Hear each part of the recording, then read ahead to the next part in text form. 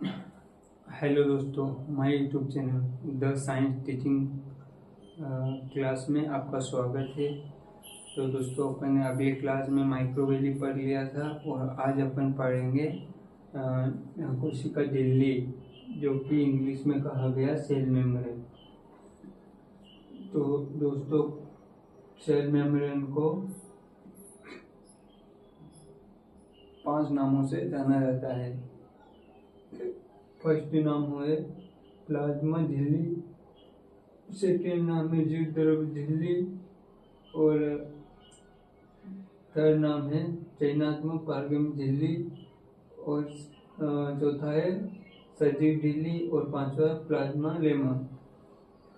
तो दोस्तों, इन नामों से भी सेल मेम्ब्रेन जानी जाती है। आगे बढ़ते हैं दोस्तों। यह झिल्ली सभी सजीवों में उपस्थित होती है, जैसे कि प्रोकैरियोटिक हो गया और यूकैरियोटिक।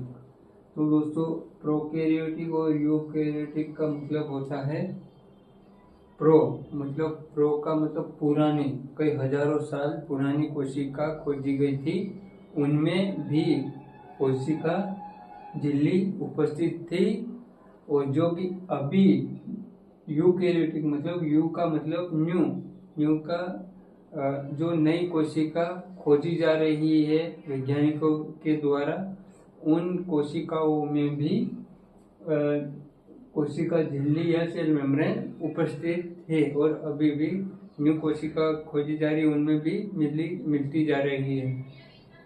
तो दोस्तों, आगे चलते हैं। 1950 में इलेक्ट्रॉन माइक्रोस्कोप के द्वारा प्लाज्मा झिल्ली की संरचना का अध्ययन किया गया था। आगे चलेंगे। मनुष्य की आरबीसी यानी इसका फुल फॉर्म हो गया रेड ब्लड सेल और हिंदी में कहा गया इसको लाल रक्त कणिका, और इसका हिंदी में एक और नाम है जो कि एरिथ्रोसाइट से जानी जाती है। तो मनुष्य की आरबीसी में कोशिका झिल्ली का रासायनिक अध्ययन किया गया, जैसे कि ये इसका अध्ययन किया गया। और यह मनुष्य की आरबीसी में प्रोटीन की कितनी मात्रा होती है, वसा की होती है और दूसरे पदार्थों की कितनी मात्रा में उपस्थित रहते हैं, यह यहाँ बताया गया। जैसे कि प्रोटीन की मात्रा 52 जिससे कि 52% होती है और वसा यानी इंग्लिश में लिपिड की मात्रा 40% होती है। यह दोस्तों मनुष्य की आरबीसी में पाई जाती है सिर्फ, और कुछ मात्रा में कार्बोहाइड्रेट उपस्थित रहते हैं। जैसे कि अपने कोशिका झिल्ली अभी पढ़ा, यह किस तरह से कार्य करती है। जैसे कि पारगम्य, यह परमेबल, इंग्लिश में इसको यह बोला जाता है परमेबल। यह किस तरह से कार्य करती है। परमेबल मतलब सभी को जाने देती है। यह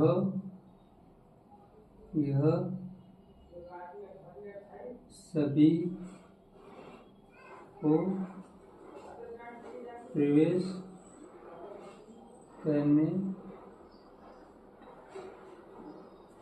करने में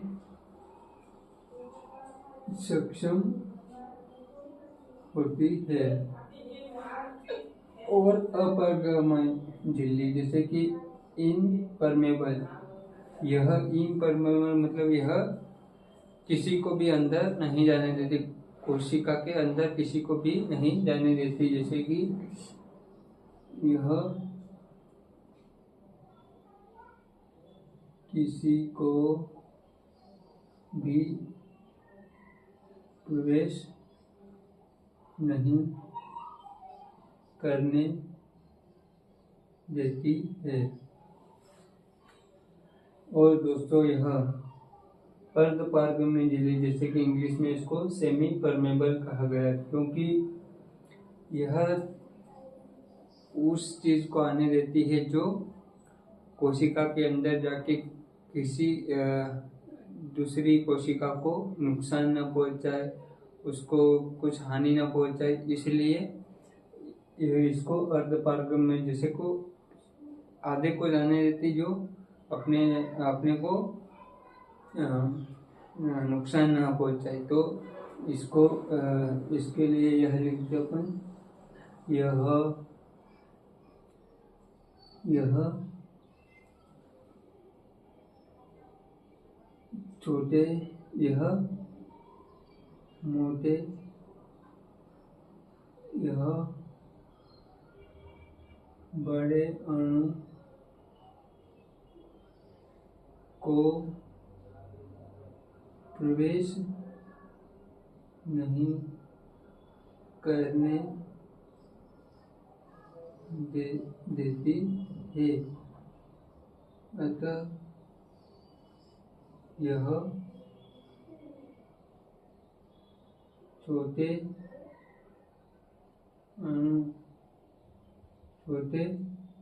अणुओं को प्रवेश करने देती है। और चौथा चयनात्मक पारगम्य, जैसे कि इंग्लिश में इसका नाम यह रखा गया कि सिलेक्टिव परमेबल, जैसे सिलेक्टिव मतलब जिसको सिलेक्ट कर लिया उसी को अंदर जाने देना, या तो जिसको सिलेक्ट नहीं किया उनको नहीं जाने देना। तो इसमें चयनित, जैसे कि यह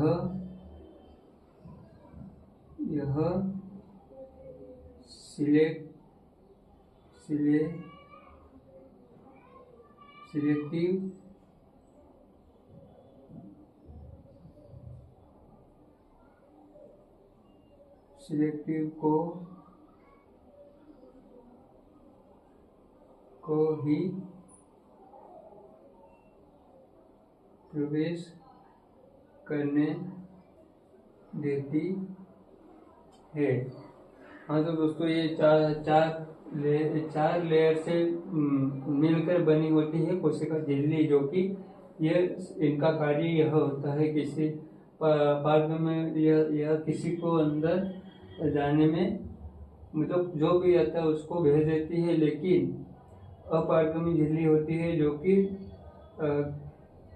सबसे कम जो बारीक होता है उनको ही जाने देती है। और तीसरा, इसमें जैसे बड़े बड़े अणु होते हैं वो प्रवेश नहीं कर पाते, बल्कि छोटे अणु प्रवेश करते हैं। और यह चयनात्मक पारगम्य, जिसे चयन करके फिर भेजती है, जैसे कि ये सिलेक्टिव जो सिलेक्ट करे हुए हैं।